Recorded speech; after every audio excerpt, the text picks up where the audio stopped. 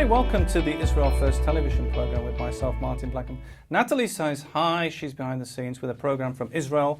We look at the news, we have interviews from Israel, and we're bringing you today a very important interview about an organization called the International Fellowship of Christians and Jews in Israel. And we have in the studio Abe Truitt. Thank you so much, Abe, for coming in. And in the news, this is the Jerusalem Post. I'm going to get this on the camera. It's got here a bridge builder buried, and there's the picture of the funeral there. And then if we turn over the page, you can see, let me get the page right, it says, hundreds pay respects to IFCJ founder Eckstein. And today we're going to be talking about the wonderful work that Rabbi Eckstein was doing.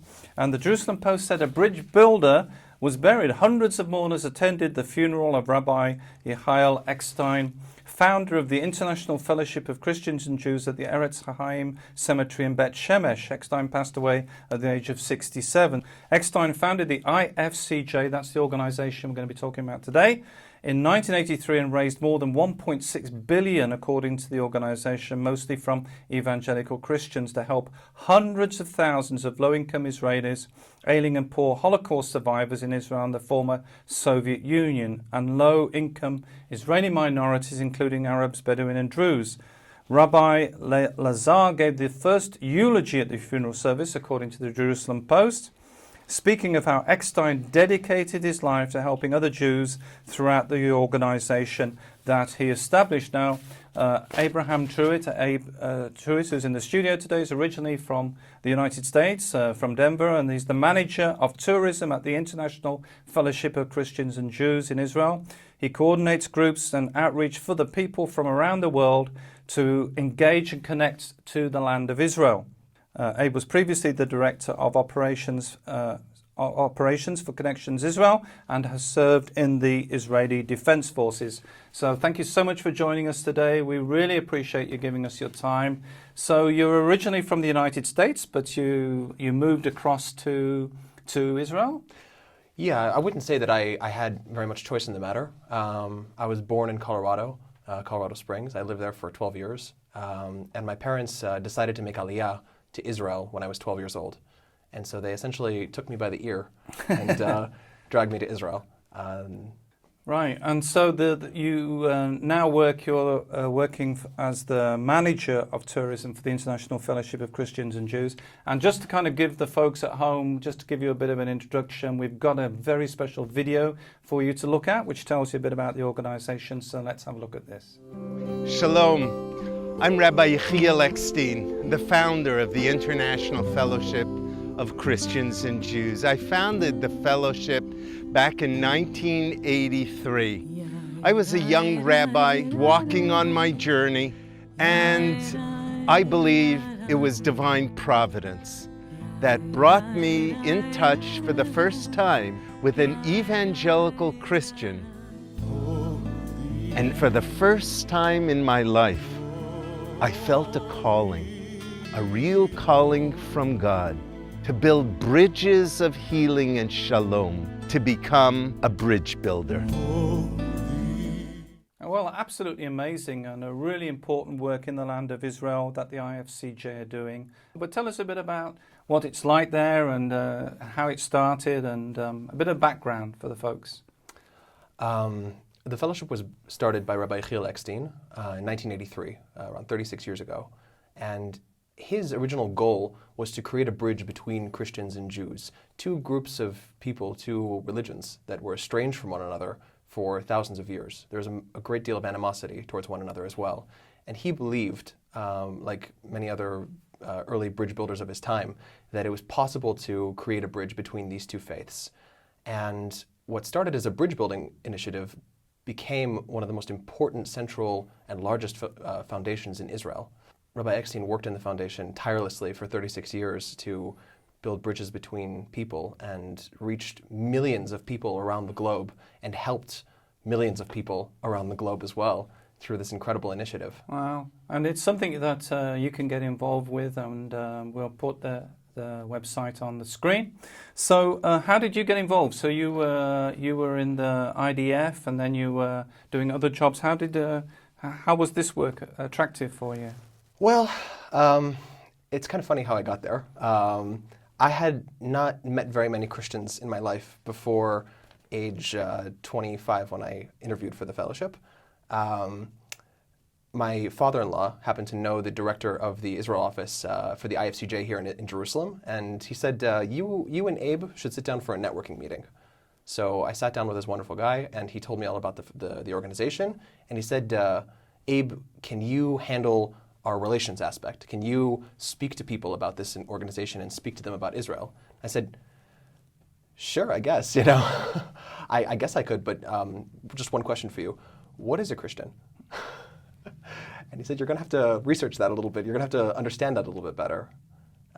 In joining the organization, I not only opened the Old Testament, the New Testament to understand my clientele, I also just sat down and spoke with pastors and believers and Jews and Christians to learn more about this field that I had no knowledge of.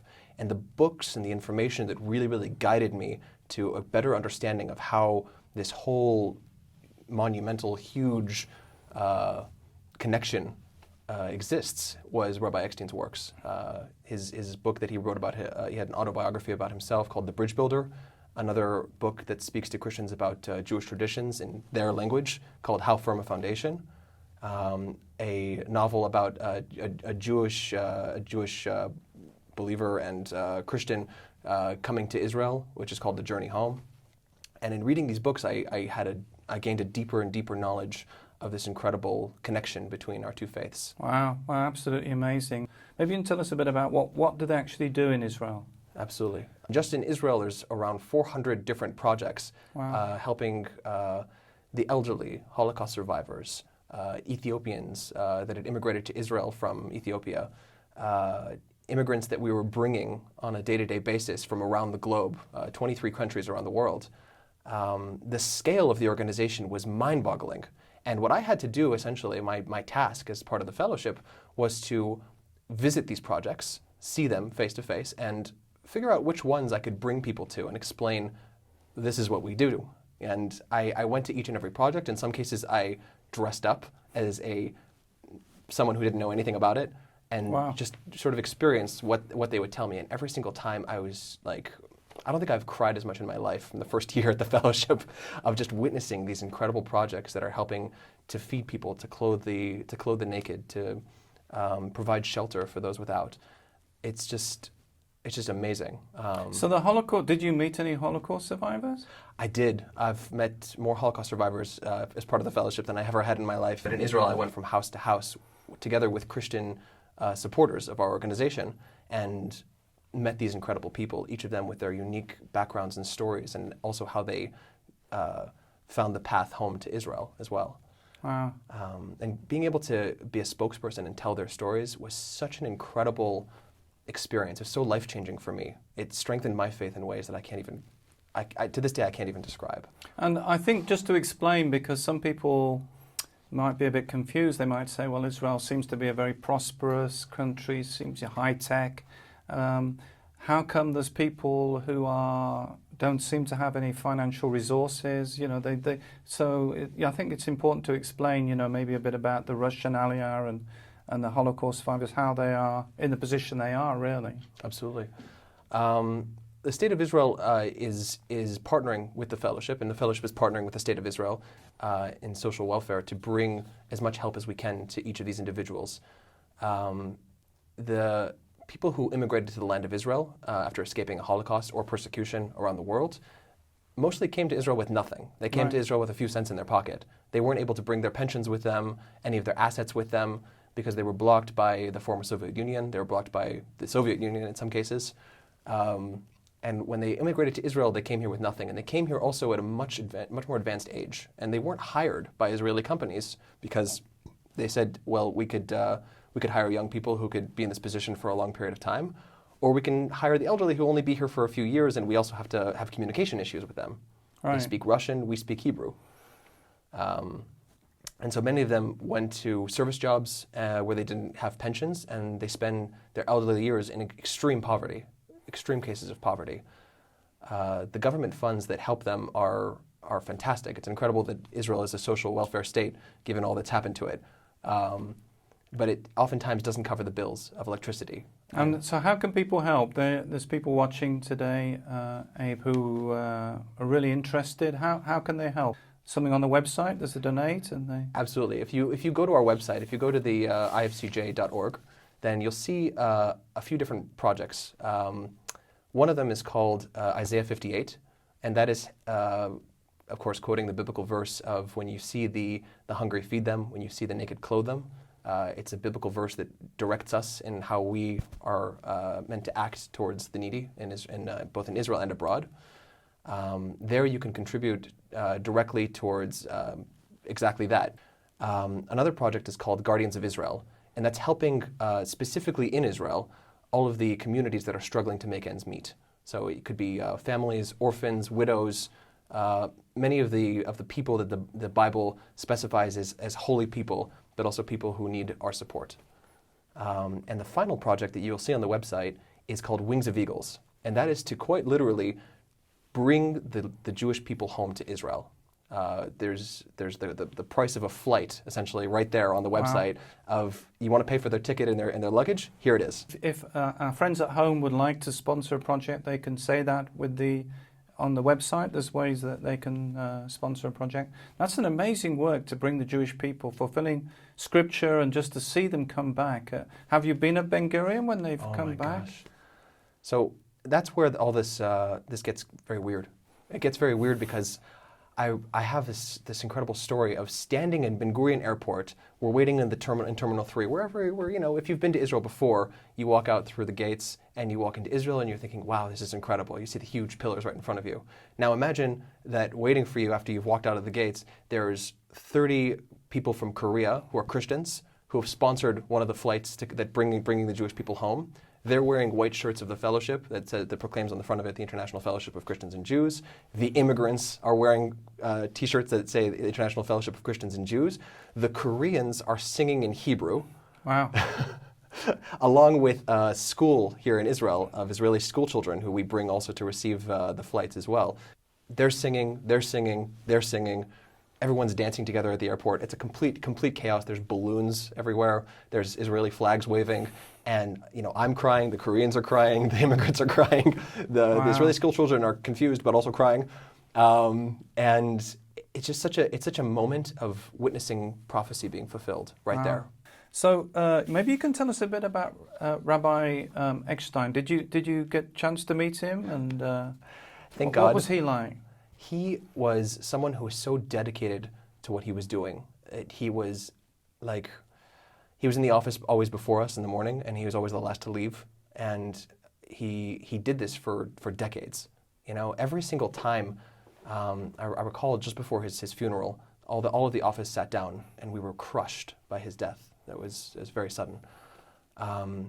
And someone spoke up and said, something I can say about Rabbi Eckstein was that every single time he walked into a house of a Holocaust survivor, every time he visited a Ukrainian Holocaust survivor when he was in the Ukraine and helping our projects there through Isaiah 59, every time he would walk in, the house would be in complete shambles. And the people were oftentimes, they hadn't bathed in many weeks. They hadn't been able to because they were too old. They couldn't get to the shower. The house was just complete tatters, and he would never ever cringe. He would come and embrace the people. He would come, and every single time he would cry. And think about repeating that for 36 years. You walk into a home of an elderly Holocaust survivor, you know what you're about to experience. You've experienced it before. He was never shielded from that moment. He was never shielded from that experience. He would always walk in and sort of renew these tears that he had for these people that he was supporting. That kind of dedication. Wow, amazing. And his life was really an example for a lot of people. Now, people at home may be asking, with his passing, as we read in the Jerusalem Post, is the organization, how's the organization going? The organization is maintaining his legacy. Right. He created such an incredible support system for Israel, the fellowship. And it's run by people who are so dedicated to what they do. Everyone in my offices are always excited to be there every single morning. I personally am so excited to walk in every single morning and greet everyone. And our leadership is in very good hands. His daughter Yael Eckstein is the new president of the So fellowship. she took over when he passed, right? And she'd already been in the process of directing the fellowship. She's mainly my boss when I joined the fellowship, and directing me on how to speak to donors, speak to supporters, and just learn this message of fellowship. Wow. And the legacy is kept, and it's thriving. Yeah, I think from what I've seen, it seems that it's going from strength to strength. It's not in any way diminished. I mean, it's very sad, but it seems to be. It seems that he's set a ball rolling in motion, and it's continuing. Maybe you can tell us a bit about your work now, because now you're taking people around the land of Israel. So I guess can people join that, or is it people who are Come. I mean, if they're watching, if you're watching today and they'd like to come and visit the land of Israel, can they join the tours? So I'll back up, and I'll tell you how it's designed. I joined the fellowship as part of the tourism and outreach, and initially what we were able to do is take our donors to visit their projects. But in visiting the projects, I was so inspired by each and every one, how special it was, how it helps the community around them, it helps the people themselves, it helps their families, and each and every project is designed in such a way that it's helping multitudes of people. And it's an incredible thing to witness. And I noticed when we're bringing donors to these projects that the rest of their tour goes extremely smoothly. Their tour guides come back to me and they say, wow, what did you do to these people? How are they so, they're so much more together after visiting this project, after experiencing this, after volunteering and packing food for the needy in Israel. You've done what we call in Israel gibush. You've made camaraderie amongst the group, something that we can't just do by showing them holy sites. Right, and I think the other thing is that, and I know that a lot of people at home are feeling this, that when they come to Israel, they've done the tour, maybe not all of you, but some of you, you've done the tour, they've seen the holy sites, but they didn't actually connect with anybody, and maybe the hotel people, but that it's not really the same. But the really exciting thing, I think, is when you actually connect with Jewish people when they come here to the land of Israel, and I guess they call it keshering or kesher to connect, yeah. And there's this connection, which is what the IFCJ is all about, really. It's the bridge building between Jews and Christians and working together. And I think that as they come here, they connect with Jewish people, it does something very different. Then it's very important to visit the sites and visit Jerusalem and see Galilee, etc. But to come and to actually go into someone's home or to visit a project must be overwhelming. It's life-changing. It's honestly life-changing. Wow. And I started advertising the projects, the visits to projects, and the volunteer opportunities that we provide as part of the fellowship to tour groups coming to Israel. I said, whoever you are, any walk of life, come and join us in these projects. I said to the tour agencies, your groups will have a much more special time in Israel. They'll get to meet Jewish people, just like you said. They'll get to understand a little bit deeper about the culture of Israel, who these people are who have come back to Israel 2,000 years after exile. I mean, the holy sites are incredible, but have you met these people? Wow. And so I lead groups of both our supporters, both donors to the fellowship and people who haven't donated to the fellowship, people who are just interested in learning about Israel. I find it to be a huge blessing to Israel when these people come, because it gives me the opportunity to tell the real story of Israel, to show you who the people are. Do you think for a lot of Jewish people this is surprising that so many Christians are taking an interest in Israel and taking an interest in the Jewish people? Is that a generational thing, or do you think it's something surprising for a lot of people? Or it's surprising, but in my opinion, it shouldn't be. Right. When you study Scripture, like I came to age 25 and I performed Jewish traditions from age 0. I'm religious from birth, and I keep the Shabbat every week and kosher and all those different incredible Jewish traditions. And I reached age 25 and I still hadn't learned anything about Christianity and what it has to do with Judaism. Right.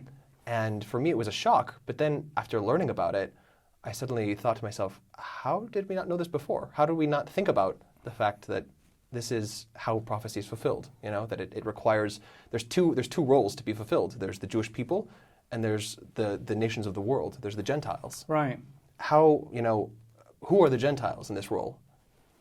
Wow. And it's amazing because, like we're just, as we've come in the studio, and you might not be watching it at this time, but as we've come in, we're just coming up to the the high holidays, I think is the correct expression. And a lot of Christians come to visit Israel at this time of the year, or in the next few weeks, they're coming up to the land of Israel. So you're working a lot with Christian groups, I guess. That's your main. Is that your main kind of task at the fellowship? Wow. Pretty much. It's explaining to them about the fellowship, and in being in such a massive organization that reaches around the globe, it's a lot of the time also being an ambassador for Israel, and it's a very heavy weight on the shoulders, but it's very important to be that ambassador, to take the opportunity, like this opportunity as well, to speak about the truth of Israel, right. Who we are, what is Israel, what does it have to do with you?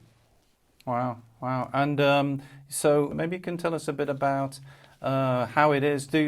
Have you visited any churches or any conferences, and what's that like? Because coming from a Jewish background, and what you've got to remember is that for a lot of Jewish people, there's the Holocaust and the pogroms and the history.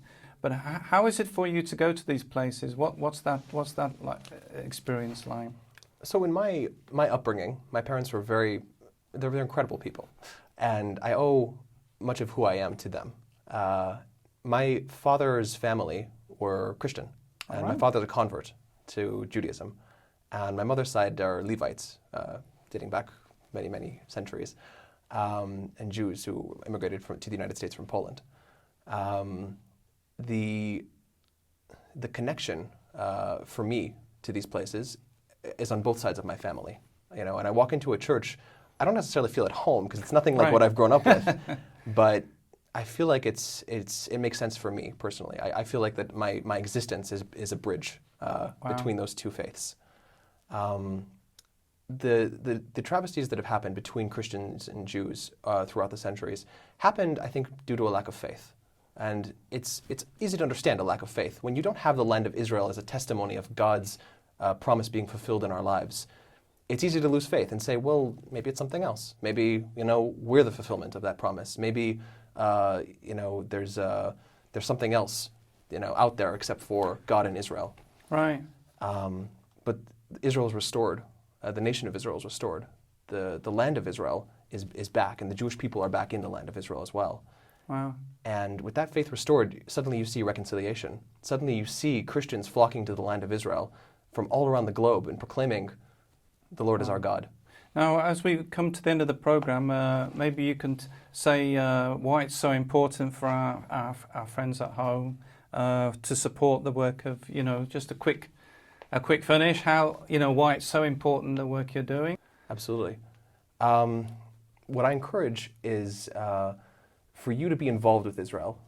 Israel it's a base for both our faiths. It's a base for Judaism and it's a base for Christianity. And if you want to be involved in where God is on the move, where God is active in our day, in our lives, then you want to be involved in Israel. You want to come and walk the ancient stones of Israel, and you want to meet the people of Israel. That's my suggestion. The fellowship is an incredible bridge to get you there. And I happen to support it, and I hope that you do as well. Well, thank you so much, Abe, to come in and give us your time and understanding. Very, very interesting. And you can go and have a look at the website and find out all about it. And we'll be right back after this. Shalom, dear friends. We are going to look at a topic which is very exciting for a few weeks, which is redemption. Now, I want to look at two names specifically today, is Gola and Geula.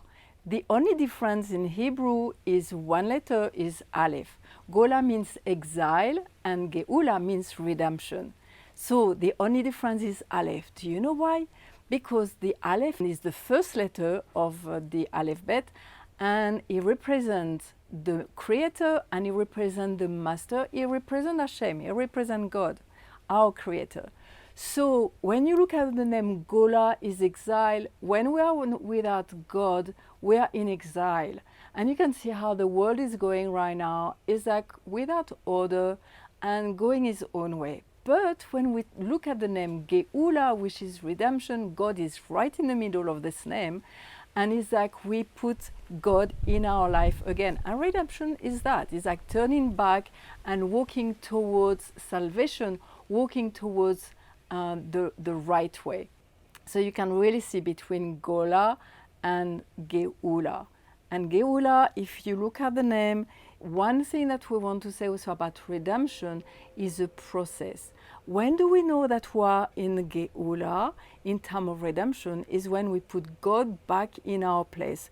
Listen to this amazing definition. The beginning of the redemption is the period of time in which a new stage of revival in the process of redemption and the coming of Messiah. And I know that I heard many of my Christian friends say, we are waiting for the revival, we are going to see the revival. But you know what? This time, God wants to bring this revival, Jews and Christians together. Through the different weeks, we are going to look at some verses who speak about redemption and what is part of.